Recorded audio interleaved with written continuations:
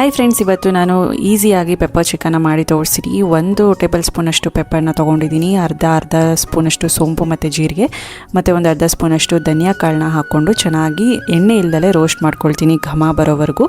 ಅದು ತಣ್ಣಗಾದ್ಮೇಲೆ ಫೈನಾಗಿ ಪುಡಿ ಮಾಡಿಕೊಂಡು ಈಗ ಅದೇ ಕಡೆಗೆ ಎಣ್ಣೆ ಹಾಕ್ಕೊಂಡು ಈರುಳ್ಳಿ ಮತ್ತು ಬೆಳ್ಳುಳ್ಳಿನ ಹಾಕ್ಕೊಳ್ತಾ ಇದ್ದೀನಿ. ಈರುಳ್ಳಿ ಒಂದು, ಬೆಳ್ಳುಳ್ಳಿ ಒಂದು ಪೂರ್ತಿ ಇದನ್ನು ಹಾಕ್ಕೊಂಡು ಚೆನ್ನಾಗಿ ಮಿಕ್ಸ್ ಮಾಡ್ಕೊಂಡು ಒಂದು ಸ್ವಲ್ಪ ಒಣಮೆಣ್ಸಿನ್ಕಾಯಿನ ಹಾಕ್ಕೊಂಡಿದ್ದೀನಿ. ಇದು ರೀಪ್ಲೇಸ್ ಆಗಿ ನೀವು ಹಸಿಮೆಣ್ಸಿನ್ಕಾಯಿ ಕೂಡ ಯೂಸ್ ಮಾಡ್ಬೋದು. ಇನ್ನು ಚಿಕನ್ನ ಚೆನ್ನಾಗಿ ವಾಶ್ ಮಾಡಿಬಿಟ್ಟು ಹಾಕ್ಕೊಂಡು 1-2 ನಿಮಿಷ ಫ್ರೈ ಮಾಡಿಕೊಂಡು ಅದಕ್ಕೆ ಸ್ವಲ್ಪ ಅರಿಶಿನ ಮತ್ತು ರುಚಿಗೆ ತಕ್ಕಷ್ಟು ಕಲ್ಲುಪ್ಪನ್ನ ಹಾಕ್ಕೊಳ್ತಾ ಇದ್ದೀನಿ. ಇದು ಒಂದು 80% ಅಷ್ಟು ಚೆನ್ನಾಗಿ ಬೆಂದೋಗಬೇಕು ಆಯಿಲಲ್ಲೇ.